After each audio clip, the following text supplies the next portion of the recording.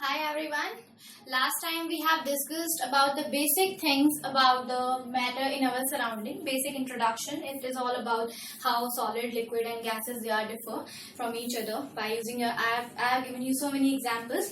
So this time this is a simple table I have prepared so that you get to know all the things and you can note down it. तो मैं आपको ये completely समझाने वाली हूँ और मैंने इसे पहले ही नोट डाउन कर लिया ताकि मैं भूल ना जाऊँ कुछ भी बताना आपको। तो स्टार्ट करते हैं। मैं पहले भी समझा चुकी हूँ आपको, लेकिन मैं ये सब लिखकर बता रही हूँ ताकि आप इसे याद कर सको। और दूसरी चीज है, आप इसे नोट डाउन कर लो और स्क्रीनशॉट ले लो ताकि आप फर्दर इसे लर्न कर सको। ठीक है, चलो स्टार्ट करते हैं। So let's start with our topic, that is matter in our surrounding. I am going to differentiate between solid, liquid and gas. So मैंने आपको लास्ट टाइम बताया था the particles are closely packed. मैंने आपको बताया था सॉलिड्स के case में एक एग्जांपल लेके एक बॉक्स लेके बनाया था कि जो सॉलिड के पार्टिकल्स होते हैं बहुत पास होते हैं, जैसे कि इस तरीके से इनमें फोर्स ऑफ अट्रैक्शन बहुत ज्यादा होता है, बहुत क्लोजली पैक्ड होते हैं। ठीक है, ऐसे ही लिक्विड्स में बात करते हैं तो लिक्विड्स लेस क्लोजली पैक्ड होते हैं। इसका भी मैंने एग्जाम्पल लेके बताया था। लिक्विड से पार्टिकल लेस क्लोजली पैक्ड होते हैं, इसीलिए तो सॉल्ट सोल्यूशन बन पाता है ना, इसीलिए ही शुगर सोल्यूशन बन पाता है। और फिर गैसेस होते हैं, पार्टिकल्स जो होते हैं बहुत फार अपार्ट होते हैं, बहुत दूर होते हैं, जैसे कि एयर है, इसके पार्टिकल्स जो है बहुत दूर हैं। ठीक है, अब दूसरा पॉइंट क्या है, force of attraction is very strong in solid के केस में क्या होता है, पार्टिकल्स क्लोजली पैक्ड है, यू कैन सी देयर, तो फोर्स ऑफ अट्रैक्शन क्या है, बहुत ज्यादा स्ट्रॉन्ग है, इसी वजह से इसके पार्टिकल्स जो है वो क्लोजली पैक्ड है। ऐसे ही अगर हम लिक्विड में जाएं तो ये लेस स्ट्रॉन्ग है, क्यों, इसके पार्टिकल्स थोड़े फार अपार्ट है, थोड़े से दूर है as compare to solid, but it is near by, थोड़े से नियर है एज कम्पेयर टू गैस, तो ये लेस स्ट्रॉन्ग होते हैं। लेकिन अगर हम गैसेस की बात करें तो फोर्स ऑफ अट्रैक्शन इसमें बिल्कुल ही नहीं होता। ठीक है, क्योंकि ये नेग्लिजिबल रहता है, नेग्लिजिबल मतलब ऑलमोस्ट कंप्लीटली होता ही नहीं है इसके पास। क्यों, क्योंकि इसके पार्टिकल्स जो होते हैं वो बहुत दूर होते हैं। अगर मैं इस बॉक्स को कंसीडर करूं तो पार्टिकल्स ऐसे हैं, अगर मैं एयर को कंसीडर करूं तो आपके आसपास जो पार्टिकल्स घूम रहे हैं एयर के, वो सारे बहुत दूर है, बिकॉज हमारे पास बहुत ज्यादा वॉल्यूम है, बहुत ज्यादा एरिया कवर कर रहे हैं, बहुत दूर है। ठीक है, अब हम बात करते हैं शेप की। तो सॉलिड का कंप्लीट डेफिनेट शेप होता है, जैसे कि अगर मैं इस व्हाइट बोर्ड का एग्जांपल लूं तो इसका एक डेफिनेट शेप है, डेफिनेट वॉल्यूम है। ठीक है, इस मार्कर की बात करूं उसकी भी डेफिनेट शेप है। लेकिन अगर हम लिक्विड्स की बात करें तो do not have a definite shape. Definite shape क्यों नहीं है, क्योंकि अगर मैं किसी कंटेनर में डालूं, लाइक मैं अगर नॉर्मली एक ग्लास में से पानी उठाऊं और उसको नॉर्मली उस ग्लास को दूसरे एक मग में ट्रांसफर कर दूं, तो उसके वॉल्यूम में कोई चेंज नहीं आएगा, वॉल्यूम सेम रहेगा। इसका मतलब क्या है कि अगर मैं लाइक हाफ लीटर पानी ले रही हूँ, उस हाफ लीटर पानी को दूसरे मग में ट्रांसफर कर रही हूँ, तो मैंने हाफ मग को ही ट्रांसफर किया है, वो जो हाफ मग मतलब कंप्लीट जो वॉल्यूम है उसका, उसमें कोई चेंज नहीं आया। लेकिन जो वॉल्यूम है वो चेंज नहीं हुआ, लेकिन शेप जो है वो चेंज हो गई है। ठीक है, तो इससे क्या हुआ, जो लिक्विड्स होते हैं इनकी डेफिनेट शेप नहीं होती है, but they does have definite volume. अब हम गैसेस की बात करें तो they have neither have a definite shape not they have a volume. तो इनके पास ना तो शेप होती है ना ही वॉल्यूम होता है। क्यों, क्योंकि गैसेस जो है आउटर मोस्ट पे घूम रही हैं, और ऐसे घूम रही है कि इनको हम शेप नहीं दे सकते कोई भी। हम किसी भी कंटेनर में जैसे अब एलपीजी गैस है, तो एलपीजी लिक्विड पेट्रोलियम गैस होती है जो आपके घर में सिलेंडर में यूज होती है, तो इसे हम अंदर स्टोर करके रखते हैं। ठीक है, ताकि हम इसे यूज कर सकें। तो इनका कोई शेप तो है नहीं, कोई वॉल्यूम तो है नहीं डेफिनेट। ठीक है, क्योंकि आउटर मोस्ट पे ऐसे ही घूम रही हैं। ठीक है, अब सॉलिड्स की बात करें तो इनकी हाई डेंसिटी होती है। हाई डेंसिटी क्या होती है, डेंसिटी क्या मैंने बताया था, mass upon volume, and can not be diffuse. अब देखो सॉलिड्स के पार्टिकल्स इतने पास है, इतने पास है, तो क्या ये डिफ्यूज हो सकते हैं, क्या इनमें डिफ्यूजन हो सकता है, क्या इसके पार्टिकल्स में मैं कुछ दूसरा सॉलिड डाल दूं। जैसे अगर मैं बात करूं तो अगर मैं नॉर्मल पत्थर ले लूं, लाइक ग्रेवल्स ले लूं, ठीक है, और आपकी मम्मा जो है घर पे अगर चावल को क्लीन कर रही होती है, साफ कर रही होती है, तो उसमें क्या होता है, ग्रेवल्स को अलग अलग सेपरेट आउट कर रही होती हैं, तो क्या मैं उन दोनों को डिफ्यूज कर सकती हूँ, क्या मैं उन दोनों को कंबाइन कर सकती हूँ, नहीं। लेकिन अगर मैं चावल में पानी डाल दूं तो चावल की शेप चेंज हो जाती है। जो पानी है, पानी में डिफ्यूजन होता है, पानी में डेंसिटी लोअर होती है than solid and can diffuse, ये डिफ्यूज हो जाते हैं। लेकिन अगर हम गैसेस की बात करें तो डेंसिटी बहुत ही कम होती है, कैन डेफिनेटली इजीली डिफ्यूज। जैसे कि अगर आप आजकल मास्क लगा रहे हो, सबके सब बाहर जा रहे हो तो मास्क लगा रहे हो, ठीक है, तो मास्क में क्या होता है, एब्जॉर्प्शन हो जाता है, तो पार्टिकल्स जो है वो गैसेस के डिफ्यूज हो पा रहे हैं। ठीक है, तो ये अब सॉलिड्स की बात करें तो सॉलिड्स इनकम्प्रेसिबल होते हैं। अगर मैं इसको धक्का मार रही हूँ, अगर मैं इसको पुश कर रही हूँ, तो इसमें कोई शेप में फर्क नहीं आएगा, कुछ भी नहीं होगा, तो ये इनकम्प्रेसिबल है, मैं इनको कंप्रेस नहीं कर सकती। ठीक है, और ऐसे ही अगर लिक्विड्स की बात करें तो दे आर ऑलमोस्ट इनकम्प्रेसिबल। इसका मतलब क्या है, थोड़ा बहुत अगर हम कंप्रेस करें तो हो जाएंगे, लेकिन ऑलमोस्ट इनकम्प्रेसिबल ही कहते हैं इन्हें भी, क्योंकि इनके पास भी space as compare to solid इतना ज्यादा तो होता नहीं है। लेकिन अगर हम गैसेस की बात करें तो गैसेस क्या होती हैं, कंप्रेसिबल होती हैं। गैसेस क्या होती हैं, कंप्रेसिबल होती हैं। आप उन्हें प्रेस कर सकते हो, आप उन्हें दबा के और ज्यादा स्टोर कर सकते हो। ठीक है, तो आप इसे नोट डाउन कर लो, बहुत इजी कंसेप्ट था। ठीक है, मैंने आपको लास्ट टाइम भी समझा रखा था, अभी मैं सिर्फ नॉर्मली थॉरोली शॉर्टकट में समझा रही हूँ ताकि आप क्लियरली समझ लो इसको। ठीक है, आई होप मैं क्लियर कर पाई हूँ। सिंपल सी चीज है, देख लो ध्यान से। ओके, अब मैं रब कर रही हूँ इसे। चलो आज हम नया टॉपिक पढ़ेंगे आपके मैटर इन अवर सराउंडिंग में। ठीक, मैंने आपको लास्ट टाइम बताया था टेम्परेचर की वजह से क्या इफेक्ट पड़ता है। ठीक है, टेम्परेचर की वजह से क्या इफेक्ट पड़ता है, अभी भी एक शॉर्टकट इंफॉर्मेशन देती हूँ, क्योंकि लास्ट वीडियो में मैंने समझाया था। आप लास्ट वीडियो में देख कर आना, पहले जिसने ये वीडियो नहीं देखी है लास्ट वाली उसे देख कर आओ, ताकि आपको आपका टॉपिक समझ में आए। ठीक है, मैं लिंक में डिस्क्रिप्शन बॉक्स में प्रोवाइड करा दूंगी लिंक। ठीक है, अब चलो देखो, टेम्परेचर की वजह से मैंने आपको बताया था, जैसे टेम्परेचर से क्या होता है, स्टेट्स में क्या फर्क आता है। टेम्परेचर से क्या फर्क आता है स्टेट्स में, कि अगर मैं सॉलिड लूं, ठीक है, मैं आइस का एग्जांपल लेती हूँ, आइस। ठीक है, आइस ले रही हूँ, आइस से मैं वाटर बना रही हूँ। ठीक है, और इस वाटर से मैं वाटर वेपर बनाना चाहती हूँ। ठीक है, मैंने आपको बताया था कि जैसे अगर हम नॉर्मली पानी बॉईल कर रहे हैं, ठीक है, मैंने आइस ली, उसे मैंने रूम टेम्परेचर पे रख दिया। अगर मैंने उसे रूम टेम्परेचर पे रख दिया तो वैसे 0 डिग्री सेल्सियस पे होती है आइस, और सेल्सियस को केल्विन में कैसे कन्वर्ट करते हैं, 0 + 273 करेंगे 0 डिग्री सेल्सियस पे, तो ये क्या हो जाएगा, 273 केल्विन। ठीक है, ऐसा यूनिट होती है हमारे टेम्परेचर की केल्विन में। ठीक है, तो पानी जो होता है, आइस जो होता है, वो 0 डिग्री सेल्सियस पे होता है। ठीक है, तो मैं रूम टेम्परेचर पे ले आई इसे, रूम टेम्परेचर समझ लो 25 डिग्री सेल्सियस है, तो ये पानी बन गया। ठीक है, अब मैं चाहती हूँ वाटर से वाटर वेपर बन जाए, तो मैं क्या कर दूंगी, इसे बॉईल कर दूंगी, या फिर मैं टेम्परेचर प्रोवाइड कर रही हूँ कितना, 100 डिग्री सेल्सियस। 100 डिग्री सेल्सियस पानी बॉईल होना शुरू हो जाता है, तो ये बन गया वाटर वेपर। ठीक है, अब मैं ये सब कर तो रही हूँ, लेकिन इसका मतलब क्या है, क्या देखना चाहती हूँ मैं, क्या इसमें ऑब्जर्व करना चाहती हूँ। तो सिंपली ध्यान से समझो कि अगर मैं पानी आइस को बाहर रखती हूँ, रूम टेम्परेचर पे लेकर आती हूँ, तो वो फटाफट वाटर में कन्वर्ट हो जाता है। ऐसा क्यों होता है, मैंने भी बताया, जो सॉलिड्स होते हैं उनके जो पार्टिकल्स होते हैं वो काफी ज्यादा पास होते हैं, बहुत ज्यादा पास होते हैं। इनमें इंटरमॉलिक्यूलर फोर्स ऑफ अट्रैक्शन बहुत ज्यादा होता है, इतना ग्रेटर होता है कि इन्हें तोड़ पाना बहुत मुश्किल है। लेकिन जैसे ही टेम्परेचर बढ़ाते हैं तो एक काइनेटिक एनर्जी होती है, टर्म मैंने लास्ट में बताया था, काइनेटिक एनर्जी में समझा चुकी हूँ कि जब भी हम टेम्परेचर बढ़ाते हैं तो जो काइनेटिक एनर्जी होती है, मॉलिक्यूल्स मूव कर रहे हैं, वही उनकी काइनेटिक एनर्जी है। कोई भी चीज मूव कर रही है तो काइनेटिक एनर्जी है उसके अंदर, तो एनर्जी की फॉर्म है काइनेटिक एनर्जी। तो जब भी हम पार्टिकल्स को टेम्परेचर प्रोवाइड कराते हैं तो ये पार्टिकल्स के अंदर ना रैंडम मोशन स्टार्ट हो जाता है। जब रैंडम मोशन स्टार्ट हो जाता है उसकी वजह से क्या होता है, जो पार्टिकल्स होते हैं वो दूर दूर भागना शुरू कर देते हैं। अब दूर दूर कैसे भागेंगे, जब इनमें फोर्स ऑफ अट्रैक्शन जो होगा वो टूट जाएगा, या इनके बीच में फोर्स ऑफ अट्रैक्शन कम हो जाएगा। और उसे कम करने का क्या तरीका है, अगर मैं टेम्परेचर अप्लाई कर दूं, उसके पास टेम्परेचर हीट दूं बाहर से, तो मैंने क्या किया, टेम्परेचर प्रोवाइड किया, टेम्परेचर बढ़ाया तो काइनेटिक एनर्जी बढ़ी। तो क्या हुआ, काइनेटिक एनर्जी बढ़ गई, टेम्परेचर बढ़ाया मैंने तो काइनेटिक एनर्जी बढ़ गई। अब काइनेटिक एनर्जी बढ़ी तो उसकी वजह से क्या हो गया, पार्टिकल्स का मोशन बढ़ गया, पार्टिकल्स जो थे पार्टिकल्स मूव करने लगे फास्टर। ठीक है, अब पार्टिकल्स मूव करेंगे तो क्या हो जाएगा, फोर्स ऑफ अट्रैक्शन। ध्यान से देखो, इन टर्म्स को ध्यान से पढ़ो, समझो, और यही टर्म्स आपके पेपर में किसी भी तरीके से पूछी जा सकती हैं। फोर्स ऑफ अट्रैक्शन क्या होता है, पार्टिकल्स के बीच में वो कम होने लगता है, फोर्स ऑफ अट्रैक्शन डिक्रीजेस, मैं साइन लगा देती हूँ डिक्रीज का, समझ जाना, बहुत आसान है। Decreases, force of attraction decreases between the particles के बीच में फोर्स ऑफ अट्रैक्शन कम होने लग जाता है, फोर्स ऑफ अट्रैक्शन कम होने लग जाता है पार्टिकल्स के बीच में। तो उसकी वजह से क्या होता है, जब पार्टिकल्स दूर दूर भागने लग जाएंगे तो उसकी वजह से क्या होगा, हमारा जो टेम्परेचर जो हमने प्रोवाइड किया था वो आइस से वाटर में कन्वर्ट होना शुरू हो जाएगा। वाटर क्या है, लिक्विड है, लिक्विड के अंदर स्पेस कैसा होता है, ऐसा होता है, दूर दूर भाग रहे होते हैं लिक्विड के पार्टिकल्स। ठीक है, उनमें स्पेस होने लग जाता है, क्योंकि मैंने क्या किया, मैंने टेम्परेचर अप्लाई किया। जब मैंने टेम्परेचर अप्लाई किया तो काइनेटिक एनर्जी बढ़ी, तो फोर्स ऑफ अट्रैक्शन बिल्कुल कम होने लग गया, डिक्रीज होने लग गया पार्टिकल्स के बीच में, तो पार्टिकल्स मूव फास्टर करने लग गए। तो ये जो आइस थी वो वाटर में कन्वर्ट हो गई। ऐसे ही वाटर को वाटर वेपर में कन्वर्ट कर सकते हैं, है ना, वाटर वेपर में कन्वर्ट कर सकते हैं।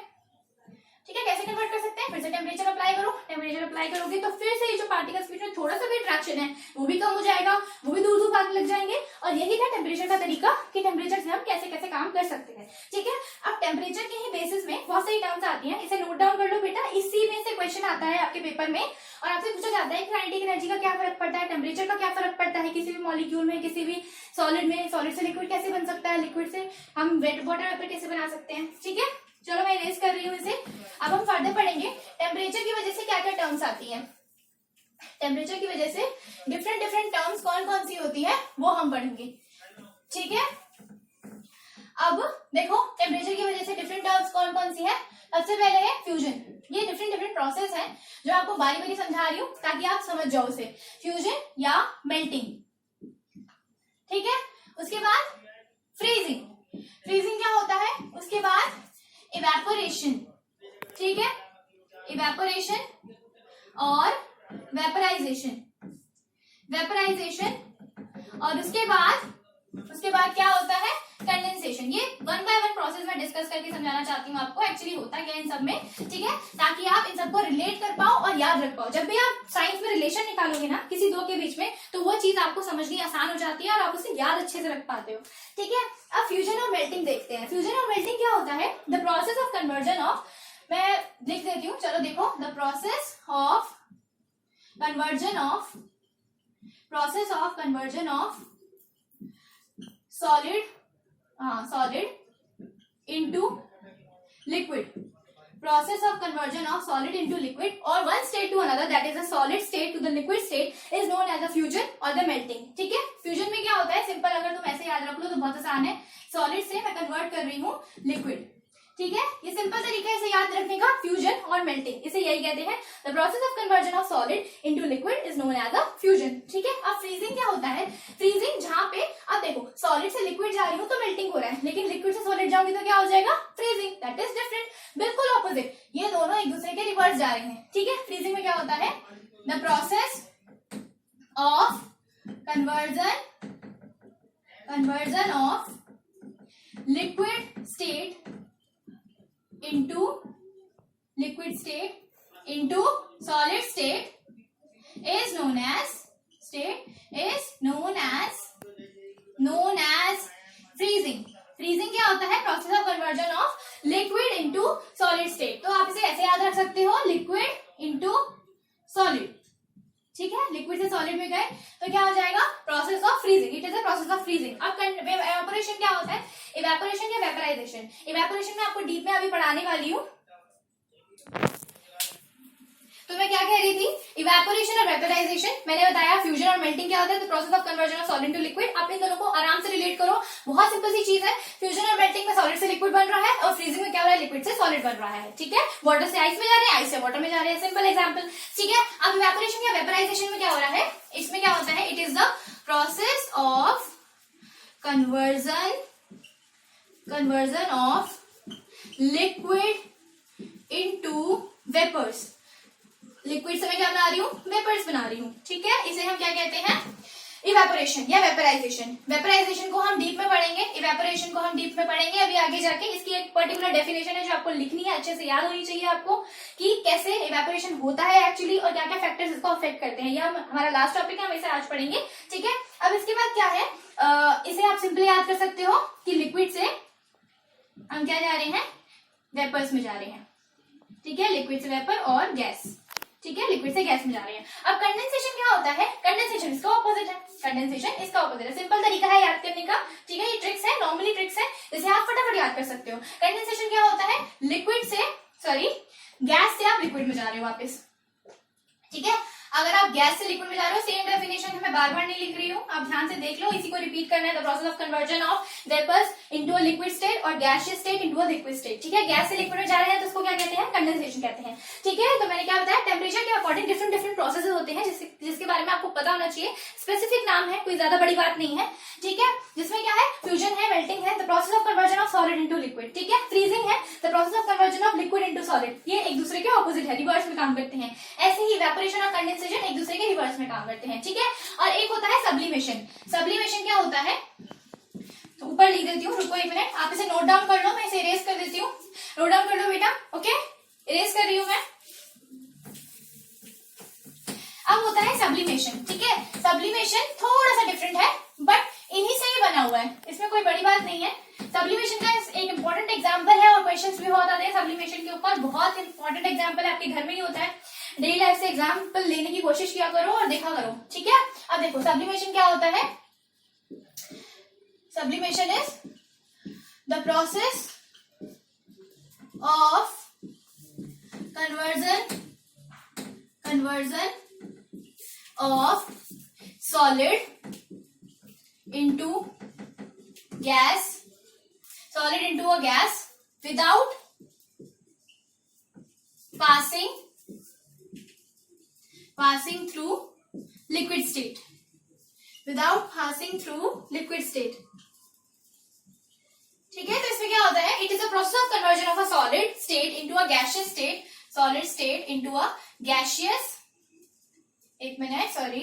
gaseous state without converting into a gaseous state, ठीक है, without passing through the liquid state। तो इस प्रोसेस को क्या कहते हैं, सब्लिमेशन कहते हैं।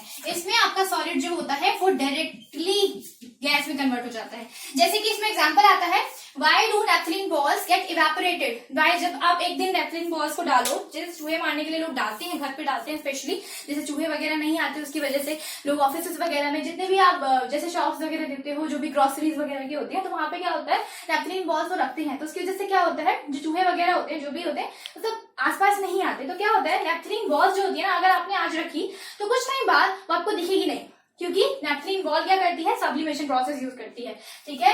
तो एग्जांपल क्या है,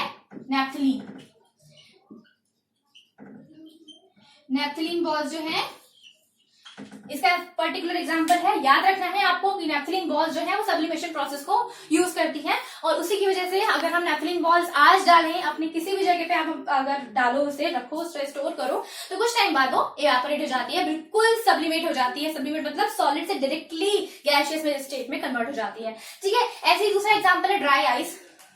ड्राई आइस क्या होती है बेटा, ड्राई आइस होती है सॉलिड कार्बन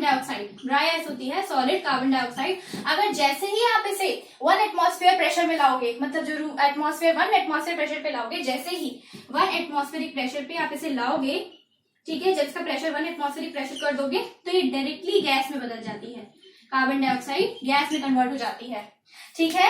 इसका भी एग्जांपल पूछते हैं, इस पे क्वेश्चन आता है। तो ड्राई आइस क्या करती है, 1 एटमॉस्फेरिक प्रेशर पे ये कार्बन डाइऑक्साइड गैस में डायरेक्टली कन्वर्ट हो जाती है, ठीक है। काफी कुकिंग जो आपकी शोज वगैरह होते हैं और काफी जो कुकिंग के क्राइटेरिया होते हैं वो इस पे भी बेस्ड होते हैं। नैप्थलीन वो लोग काफी ज्यादा नाइट्रोजन गैस भी यूज करते हैं, कार्बन डाइऑक्साइड भी यूज करते हैं, सॉलिड कार्बन डाइऑक्साइड। तो हमें जब भी हम उसको देखते हैं ना, तो जैसे ही हम खाना खोलते हैं ना, तो उससे सॉलिड कार्बन डाइऑक्साइड जो होती है डायरेक्टली गैस में कन्वर्ट हो जाती है, ठीक है।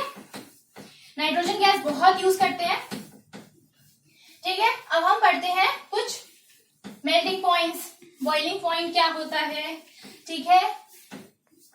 चलो देखें, अब टेम्परेचर के अकॉर्डिंग हम डिफरेंट वेरीफाई करते हैं, डिफरेंट चीजें लेते हैं, ठीक है। जैसे कि टेम्परेचर के अकॉर्डिंग मैंने बताया डिफरेंट प्रोसेसेस होते हैं, तो डिफरेंट प्रोसेसेस होते हैं, तो उसके अंदर ना एक पर्टिकुलर टेम्परेचर पे ही ये काम होता है, ठीक है। तो हम उसके बारे में पढ़ेंगे। जैसे हम कहते हैं लेट इट बी, हम कहते हैं कि जैसे हम कहते हैं वाटर का मेल्टिंग पॉइंट क्या है, ठीक है, या फिर हम बोलते हैं वाटर का बॉइलिंग पॉइंट क्या है। तो हम कहते हैं ना कि वाटर का बॉइलिंग पॉइंट 100 डिग्री सेल्सियस है या 373 केल्विन। मैंने अभी बताया ना, 273 ऐड करोगे, ठीक है, तो आप डिग्री सेल्सियस को केल्विन में कन्वर्ट कर सकते हो, ठीक है। ये भी पूछा जाता है, ध्यान से देखो, ठीक है।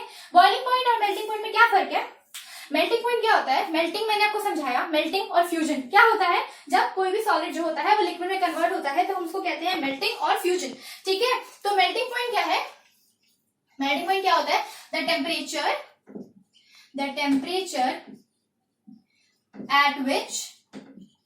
at which solid start melting is known as its melting point. ऐसे टेम्परेचर जिसपे कोई भी सॉलिड मेल्ट करना स्टार्ट करता है। मैं बेंजीन का एग्जांपल ले लूं या मैं किसी भी कंपाउंड का एग्जांपल ले लूं, एक पर्टिकुलर टेम्परेचर होता है उनका जिसमें वो मेल्टिंग स्टार्ट करते हैं, जिसमें वो मेल्ट होना स्टार्ट करते हैं, तो हम उसको क्या कहते हैं, मेल्टिंग पॉइंट कहते हैं। ऐसे ही बॉइलिंग पॉइंट की डेफिनेशन क्या हो जाएगी, the temperature at which liquid start boiling. Okay, the temperature at which liquid start boiling, तो उसे हम क्या कहते हैं, बॉइलिंग। तो इसे हम क्या कहते हैं, बॉइलिंग पॉइंट। ठीक है, जैसे 373 केल्विन हमारा बॉइलिंग पॉइंट होता है वाटर का, और मेल्टिंग पॉइंट क्या होता है, मेल्ट कब होता है हमारा पानी, रूम टेम्परेचर पे आके, तो 95 डिग्री सेल्सियस, 298 केल्विन। ठीक है, ऐसे हो जाता है। अब ये आई होप मैं क्लियर कर पाई हूँ, बहुत सिंपल सी चीज है, ध्यान रखनी है, बहुत सिंपल सी चीज है, रिलेट करनी है आराम से। ठीक है, अब मैं इसे रब कर रही हूँ, ध्यान से देख लो, आई होप आपने लिख लिया होगा साथ साथ। ठीक है, रब कर रही हूँ मैं। अब हम नेक्स्ट चीज पढ़ेंगे, नेक्स्ट चीज हम पढ़ेंगे लेटेंट हीट, जो कि बहुत इंपॉर्टेंट टॉपिक है। लेटेंट हीट क्या होती है, ठीक है, लेटेंट हीट पढ़ेंगे। लेटेंट हीट होती क्या है एक्चुअली, इस पे क्वेश्चंस बहुत आते हैं। लेटेंट हीट क्या होती है, लेटेंट मतलब क्या होता है, हिडन। लेटेंट का मतलब क्या होता है, हिडन। मैंने आपको बताया था, जो भी नाम होता है ना किसी भी चीज का, जो भी नाम होता है, उस नाम के पीछे उसकी पूरी कहानी होती है, हमेशा उसकी पूरी कहानी उसके नाम के पीछे होती है। तो हमेशा जानना मतलब समझो कि चीजों को समझो कि एक्चुअली इसका नाम इस पर क्यों रखा गया, इसका नाम लेटेंट हीट क्यों रखा गया। लेटेंट मतलब हिडन, मतलब छुपी हुई। ठीक है, समझो अगर मैं पानी को बॉइल कर रही हूँ, ठीक है, मैं पानी को बॉइल कर रही हूँ, तो मैं पानी को बॉइल करना स्टार्ट किया, तो तुरंत तो नहीं वो इवेपोरेट होना शुरू हो जाता, तुरंत तो नहीं वो स्टीम में कन्वर्ट होना शुरू हो जाता, तुरंत तो नहीं वाटर वेपर में कन्वर्ट होना शुरू हो जाता, तो एक टेम्परेचर पे आके वो कन्वर्ट होना स्टार्ट करता है। ठीक है, तो उस टेम्परेचर पे आने के लिए मैंने क्या प्रोवाइड किया उसको, मैंने दिया उसे टेम्परेचर। ठीक है, मैंने हीट प्रोवाइड करी, मैंने उसे टेम्परेचर दिया। अब जब मैंने उसे टेम्परेचर दिया तो उसके टेम्परेचर में चेंज क्यों नहीं आता, उसके टेम्परेचर में फटाफट चेंज क्यों नहीं आता। मतलब हम कहते हैं कि 100 डिग्री सेल्सियस पे पानी जो होता है दो स्टेट पे एग्जिस्ट करता है। मतलब 100 डिग्री सेल्सियस पे जो मेरा पानी है वो दो चीजों में एग्जिस्ट करता है, एक तो वो वाटर स्टेट में होता है, मतलब लिक्विड स्टेट में होता है, लिक्विड स्टेट में भी होता है, और वो वेपर स्टेट में भी होता है। मतलब 100 डिग्री सेल्सियस पे जो पानी होता है वो वाटर की फॉर्म में भी रहता है और वाटर वेपर की भी फॉर्म में रहता है।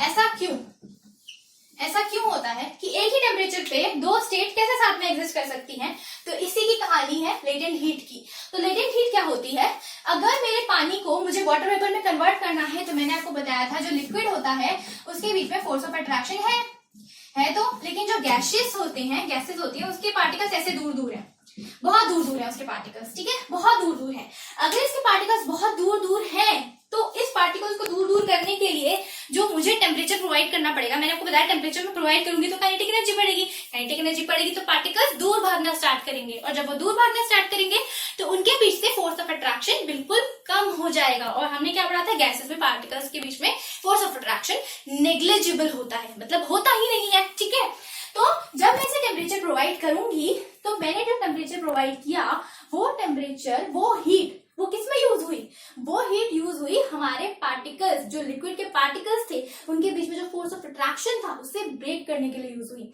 अगर वो टेम्परेचर, वो हीट जो मैंने प्रोवाइड करी वो उस पार्टिकल्स के अट्रैक्शन, फोर्स ऑफ अट्रैक्शन को कम करने के लिए यूज हुई, तो इसी को हम कहते हैं लेटेंट हीट। लेटेंट हीट का क्या मतलब है, the heat that is required, the heat that is required to convert one state into the another state, that is the solid state into the liquid state or liquid state into the vapor state without any rise in the temperature। इसका मतलब क्या है कि उस time पे temperature पे कोई फर्क नहीं पड़ता जब तक मेरे पार्टिकल्स जो होंगे वो सेपरेट आउट नहीं हो जाते, जब तक मेरे पार्टिकल्स जो हैं वाटर वेपर में कंप्लीटली नहीं आ जाते तब तक मेरा टेम्परेचर 100 डिग्री सेल्सियस रहता ही रहता है।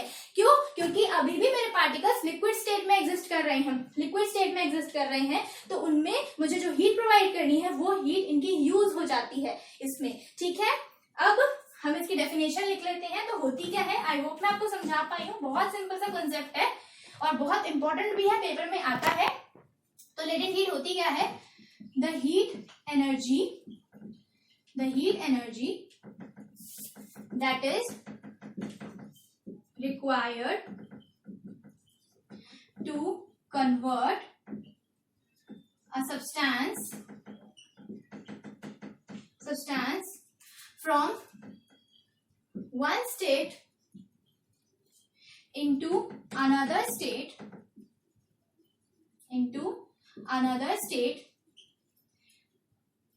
substance from one state into another state without any rise in the temperature, मतलब the heat energy that is required to convert a substance from one state into another state without any rise in the temperature, मतलब temperature पे कोई फर्क नहीं आना चाहिए. इसे note down कर लो बेटा, दिस इज वेरी इंपॉर्टेंट. ये पूछा जाता है बहुत ज्यादा पेपर में कि लेटेंट हीट एक्चुअली होती क्या है. ठीक है, तो लेटेंट हीट क्या है? It is a hidden heat, it is the energy और the heat energy that is required for one state of a substance to the another state, for the conversion of one state of a substance into the another state of substance, that a particular substance without any rise in the temperature. Temperature में बिना rise किए अगर एक चीज दो state में exist करती है, ठीक है, just it is because of latent heat. I hope मैं आपको क्लियर कर पाई हूँ. बहुत इजी कंसेप्ट था. ठीक है, चलो अब इसी के बारे में दो चीजें पढ़ते हैं. ठीक है, अब एक होती है लेटेंट हीट ऑफ फ्यूजन और एक होता है latent heat of vaporisation. Latent heat of fusion बहुत आसान सी चीज है, ध्यान से समझना. एक ही चीज तो मैं समझा रही हूँ बारी बारी से ताकि आप समझ पाओ. लेटेंट हीट ऑफ फ्यूजन और दूसरा होता है लेटेंट हीट ऑफ वेपराइजेशन.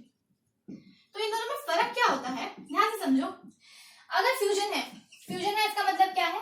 मुझे क्या करना है? सॉलिड से लिक्विड में जाना है ना. सॉलिड से लिक्विड में जाना है, उसी को तो फ्यूजन कहते हैं. अब लेटेंट हीट ऑफ वेपराइजेशन है. वेपराइजेशन में क्या होगा? हमें यहाँ जाना है, लिक्विड से गैस में जाना है. ठीक है, तो इसकी डेफिनेशन क्या है पर्टिकुलर? बहुत सिंपल सी है. Latent heat again the heat energy required for, अब यहाँ पे हम स्पेसिफिक टर्म यूज करेंगे. स्पेसिफिक मतलब कि मैं कुछ ही पार्ट को चेंज करना चाहती हूँ सॉलिड से लिक्विड में, तभी तो मैं specially latent heat of fusion use कर रही हूँ. अदरवाइज मैं सिंपल लेटेंट हीट कह सकती थी ना. तो फ्यूजन में क्या होगा? The heat energy required to convert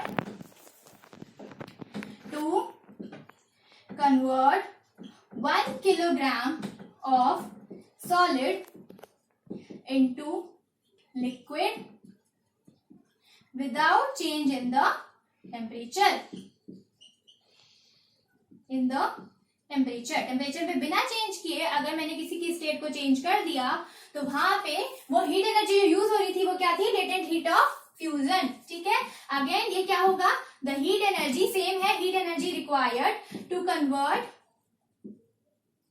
अब यहाँ पे 1 kg ऑफ सॉलिड था तो यहाँ पे लिक्विड चाहिए तो 1 लीटर कर दो. ठीक है, ऑफ लिक्विड इनटू गैस. ठीक है, अगेन सेम चीज है वो सारी. ठीक है, यहाँ से देखकर लिख सकते हो, बहुत आसान है, इसे नोट डाउन कर लो बेटा. बहुत इंपॉर्टेंट है ये कि लेटेंट हीट ऑफ फ्यूजन और लेटेंट हीट ऑफ वेपराइजेशन में क्या फर्क होता है कि अगर आप सॉलिड से लिक्विड में कन्वर्ट कर रहे हो तो उसको हम फ्यूजन कहते हैं. और लेटेंट हीट का क्या मतलब है? The heat energy that is required for this conversion without any rise in the temperature. Temperature में बिना चेंज किए अगर आप किसी चीज को कन्वर्ट कर रहे हो तो वो लेटेंट हीट है. वो इसलिए है क्योंकि हमारे जो स्टेट्स है किसी भी पार्टिकल्स को, जब भी हम सॉलिड से लिक्विड में जाते हैं तो हमारे पार्टिकल्स के इंटरेक्शन में डिफरेंसेस आते हैं. ठीक है, तो वो इंटरेक्शन में जो डिफरेंसेस आते हैं उसको कम करने के लिए अगर हम चाहते हैं हम सॉलिड से डायरेक्ट लिक्विड में चले जाएं, लिक्विड से गैस में चले जाएं, तो हमें क्या करना पड़ेगा? गैसेस की प्रॉपर्टीज होती हैं. गैस की प्रॉपर्टी क्या होती है? इसके अंदर फोर्स ऑफ अट्रैक्शन बिल्कुल नहीं होता. और लिक्विड के अंदर फोर्स ऑफ अट्रैक्शन है, ऑफकोर्स है, थोड़ा सा तो है ही. तो फोर्स ऑफ अट्रैक्शन को कम करने के लिए जो मुझे टेम्परेचर देना पड़ता है तो मैं उसे हीट दे रही हूँ. और वो मैं जब उसे हीट दे रही हूँ तो वो हीट उसके पार्टिकल्स की जो अट्रैक्शन है उसको तोड़ने के लिए काम आती है. That's as simple as that. ठीक है, आई होप मैं आपको क्लियर कर पाई हूँ. बहुत सिंपल सा कॉन्सेप्ट था. ठीक है, आप इसे नोट डाउन कर लो. मैं इरेज कर रही हूँ इसे. अब देखो, अब हम नेक्स्ट टॉपिक पढ़ेंगे. मैंने आपको लेटेंट हीट समझा दी. अब हम पढ़ेंगे, हाँ, एक क्वेश्चन है इसके ऊपर कि हम देखते हैं, आपने कभी देखा होगा, आपने सुना होगा कि जो स्टीम होती है वो ज्यादा बर्न कर देती है. Steam causes more burning. ठीक है, स्टीम क्या करती है? एक क्वेश्चन आता है पेपर में, सॉरी एक minute. Steam cause more burning sensation or more burning than hot water. Hot water से ज्यादा जो होता है, क्वेश्चन आता है पेपर में, बहुत इंपॉर्टेंट है, बहुत बार पूछा जाता है आपके पेपर में। तो ये क्या है, steam causes more burning than the hot water. इसका मतलब क्या है कि जो स्टीम है उसके अंदर ऐसा तो कुछ है जो हॉट वाटर की वजह से उतना बर्न नहीं होता, लेकिन स्टीम से होता है। अगर आप नॉर्मल सोचो, गर्म पानी अगर आपके ऊपर गिर जाए तब को बर्निंग तो होती है, लेकिन अगर आप कभी रोटी बना रहे हो या फिर कुछ भी कर रहे हो, लाइक ऐसे कि गर्म पानी हो रहा है, आपने किसी गर्म चीज को हाथ लगा दिया, जैसे आपने गर्म पानी हो रहा था, आपने उसे एकदम हटाया, उसका मतलब यूटेंसिल को थोड़ा सा हटाया, और ऊपर से जो स्टीम निकल रही थी आपने उसका उस पर हाथ रख दिया, तो फटाफट आपके हाथों पे बहुत तेज बर्निंग सेंसेशन होती है, बहुत तेज, कि हॉट वाटर से भी ज्यादा होती है। तो ऐसा इसलिए होता है, जो अभी हमने टॉपिक पढ़ा था, that is the latent heat of vaporisation. यही इसका रीजन है कि जो स्टीम होती है उसके अंदर क्या होता है, steam has more energy, that is the extra energy, it has more energy in the form of latent heat of vaporisation. Latent heat of vaporisation की टर्म में इसके पास मोर एनर्जी होती है हॉट वाटर के कंपैरिजन में। इस वजह से ये जो है ये ज्यादा बर्निंग सेंसेशन करती है, ज्यादा बर्निंग करती है, ठीक है। इसका ध्यान रखना, बहुत सिंपल सा क्वेश्चन है कि स्टीम की वजह से हमें ज्यादा बर्निंग इसलिए होती है क्योंकि स्टीम का एनर्जी जो होती है वो बहुत ज्यादा होती है, क्योंकि उसमें लेटेंट हीट ऑफ वेपराइजेशन, छुपी हुई हीट होती है। क्यों, अब देखो वाटर को मैंने जब स्टार्ट किया, बॉइलिंग हो रहा है, तो जो वाटर था जब हीट होके एकदम कन्वर्ट हो जाता है स्टीम में, तो स्टीम के पास तो अपनी लेटेंट हीट ऑफ वेपराइजेशन है ना, उससे थोड़ी ना कन्वर्ट करी है अभी, ठीक है। तो वो जो लेटेंट हीट ऑफ वेपराइजेशन है उसके पास एक्स्ट्रा एनर्जी हॉट वाटर से, इसी वजह से हमें स्टीम से बर्निंग ज्यादा हो जाती है, ठीक है। ये क्वेश्चन नोट डाउन कर लो, ये बहुत बार पूछा जाता है, बहुत सिंपल क्वेश्चन है, ठीक है। मैं इसे रब कर रही हूं। अब हम एक बार प्रेशर का इफेक्ट पढ़ लेते हैं, ठीक है। प्रेशर कैसे अफेक्ट करता है, प्रेशर पे क्वेश्चन आता है बेटा, प्रेशर कैसे अफेक्ट करता है, ठीक है। मैंने अभी बताया कि जो टेम्परेचर है, टेम्परेचर को हम बढ़ाते हैं, जैसे हम सॉलिड से लिक्विड जा रहे थे, सॉलिड से लिक्विड जा रहे थे, लिक्विड से गैस जा रहे थे, ठीक है। तो हमने क्या किया, टेम्परेचर को बढ़ाया, अगेन टेम्परेचर को बढ़ाया। जब हमने टेम्परेचर को बढ़ाया तो सॉलिड के पार्टिकल्स जो थे वो फार अपार्ट मूव करने लग गए, गैसेस लिक्विड के जो पार्टिकल्स थे और फार अपार्ट मूव करने लग गए, और हम गैसेस तक पहुंच गए। लेकिन अगर मैं चाहूं कि मैं गैस से वापस सॉलिड में आना चाहती हूँ, तो मैं क्या करूंगी, प्रेशर को बढ़ा दूंगी, ठीक है। टेम्परेचर वर्सेस प्रेशर, टेम्परेचर और प्रेशर एक दूसरे के ऑपोजिट काम करते हैं। अगर टेम्परेचर बढ़ाओगे तो प्रेशर कम हो जाएगा। जैसे क्वेश्चन आता है इसके ऊपर, अभी मैं पूछूंगी तुमसे और बता भी दूंगी एक्चुअली आंसर, मुझे तो नहीं पता, तुम्हें आता है नहीं आता, बट आना तो चाहिए, ठीक है। अब ये देखो, सॉलिड से लिक्विड जा रहे हैं, लिक्विड से गैस जा रहे हैं, काइनेटिक एनर्जी बढ़ रही है, पार्टिकल्स दूर दूर भाग रहे हैं, ठीक है, और सॉलिड से लिक्विड चेंज हो जा रहा है, लिक्विड से गैस। लेकिन प्रेशर बढ़ाने पे ऑपोजिट प्रोसेस होता है। ऐसा क्यों होता है, जैसे गैस के पार्टिकल्स हैं, ठीक है, मैंने गैस के पार्टिकल्स बनाए यहाँ पे, ठीक है, ये गैस के पार्टिकल्स बहुत दूर दूर है, ठीक है, यहाँ पे दूर दूर है, लेकिन जैसे ही मैं प्रेशर बनाऊंगी तो प्रेशर, मैंने क्या बोला था, गैसेस की होती है कंप्रेसिबल होती है, कंप्रेस कर जाएंगी, प्रेशर बढ़ाऊंगी तो कंप्रेशन होगा, ठीक है। अब कंप्रेशन होगा तो इसके पार्टिकल्स ऐसे पास पास आ जाएंगे, ऐसे पास पास आ जाएंगे, इतने पास नहीं आए कि सॉलिड बन जाए। अब इसके बाद मैंने प्रेशर और बढ़ाया, दे आर प्रेशर, जो लिक्विड्स होते हैं वो ऑलमोस्ट इनकम्प्रेसिबल होते हैं, ऑलमोस्ट इनकम्प्रेसिबल मतलब अगर उन्हें भी कंप्रेस कर सकते हैं। तो ये था गैस, ये था लिक्विड। अभी जब हम सॉलिड की बात करेंगे तो सॉलिड कैसे हो जाएंगे, बिल्कुल ऐसे ऐसे पार्टिकल्स बिल्कुल पास पास आ जाएंगे। अब उनके पास बिल्कुल ही स्पेस नहीं है, जब इनके पास बिल्कुल ही स्पेस नहीं है तो क्या ये कंप्रेस हो सकते हैं, नहीं, ये तो अब कंप्रेस ही नहीं होंगे क्योंकि इनके पास तो स्पेस ही नहीं है बीच में। तो जैसे जैसे मैंने प्रेशर बढ़ाया तो उसकी वजह से क्या हुआ, गैस से लिक्विड बना, लिक्विड से सॉलिड में चले गए। तो अगर हम टेम्परेचर बढ़ाते हैं तो हम सॉलिड से गैस की तरफ जाते हैं, मूवमेंट हमारी सॉलिड से गैस की तरफ होती है। लेकिन अगर हम प्रेशर बढ़ाते हैं तो हमारी मूवमेंट कहां से कहां तक होती है, गैसेस से हम सॉलिड की तरफ वापस चले जाते हैं, ठीक है। आई होप मैं कॉन्सेप्ट क्लियर कर पाई हूँ। बहुत आसान सा टॉपिक है, सिंपल सा टॉपिक है। अब इस पे एक क्वेश्चन आता है, अब इस पे एक सिंपल सा क्वेश्चन आता है जो बहुत इंपॉर्टेंट भी है आपके लिए एग्जाम के पॉइंट ऑफ व्यू से, कि हाउ गैसेस कैन लिक्विफाई, हम गैसेस को लिक्विफाई कैसे कर सकते हैं। अब मैं चाहती हूँ मैं गैस को लिक्विफाई कर दूं। अब जो गैस के पार्टिकल्स हैं वो यहाँ है, बहुत दूर दूर है। अभी मैंने आपको समझाया गैसेस को लिक्विफाई कैसे कर सकते हैं। अब गैसेस के पार्टिकल्स इतनी दूर है और लिक्विड के पार्टिकल्स जो हैं थोड़े तो पास हैं ही, है ना, ये ऐसे पास पास है। अब ये गैस है और ये लिक्विड है। अब मुझे गैस से लिक्विड के पास जाना है, ठीक है। मैं अपनी गैस को लिक्विफाई करना चाहती हूँ, तो मैं क्या करूंगी, अगर मुझे गैस से लिक्विफाई करना है तो मैं क्या करूंगी, प्रेशर को बढ़ा दूंगी। अगर मैं प्रेशर को बढ़ा दूंगी तो उसकी वजह से क्या हो जाएगा, जो गैसेस के पार्टिकल्स हैं, जो गैसेस हमारी कंप्रेसिबल है, तो गैसेस के पार्टिकल एक दूसरे के पास पास आ जाएंगे, तो वो लिक्विड में कन्वर्ट होना शुरू हो जाएंगे। और दूसरी टर्म क्या है, टेम्परेचर। तो टेम्परेचर को मैं क्या कर सकती हूँ, कम कर दूं। टेम्परेचर को मैं क्या कर सकती हूँ, कम कर दूं। प्रेशर को बढ़ाओ, टेम्परेचर को कम कर दो, डाउन कर दो, तो उसकी वजह से क्या हो जाती है, हमारी जो गैसेस हैं वो लिक्विफाई हो जाती हैं बहुत आराम से। बहुत इजी कॉन्सेप्ट था, मैं आपको क्लियर कर चुकी हूँ पहले ही कि टेम्परेचर की वजह से क्या इफेक्ट पड़ता है और प्रेशर की वजह से क्या इफेक्ट पड़ता है, ठीक है। सिंपल सा केस था, देख लो। प्रेशर को बढ़ाओगे तो गैसेस के पार्टिकल्स जो है वो बहुत पास पास आ जाएंगे, और टेम्परेचर को कम कर दोगे, जैसे कि अगर मुझे आइस लेनी है, मतलब मैं चाहती हूँ वाटर से आइस में कन्वर्जन हो जाए, तो मैं क्या करती हूँ, वाटर को हम क्या करते हैं, फ्रीजर में रख देते हैं। फ्रीजर में टेम्परेचर बहुत लो होता है, माइनस में टेम्परेचर होता है, तो उसकी वजह से क्या होता है, जो वाटर है वो आइस में कन्वर्ट हो जाता है, क्योंकि मैंने क्या किया, मैंने टेम्परेचर को कम किया। एज वेल एज हम फ्रिज को बंद भी रखते हैं, तो मैंने प्रेशर को बढ़ा दिया, तो उसकी वजह से वाटर जो है वो आइस में कन्वर्ट हो गया। सिंपल एग्जाम्पल दिया मैंने, जो घर में ही देखते हैं हम सब, ठीक है। आई होप मैं क्लियर कर पाई हूँ, बहुत इजी कॉन्सेप्ट था, ठीक है। और ये क्वेश्चन बहुत बार पूछा जाता है, तो इसका आंसर क्या है, bye increasing pressure and reducing temperature, gases can easily liquefy. Gases can easily liquefy. Okay, simple सा कंसेप्ट है, इसे नोट डाउन कर लो, बहुत आसान है, सब समझ में आ गया होगा आई होप। बहुत आसान टॉपिक है और मैंने आपको क्लियरली समझाने की पूरी कोशिश की है, ठीक है। चलो, हमारा सिर्फ एक लास्ट टॉपिक रहता है और उसके साथ क्वेश्चंस, वो हम नेक्स्ट वीडियो में करेंगे। आज के लिए इतना ही, ताकि आप इसे याद रख सको, दिमाग में ले सको पूरा।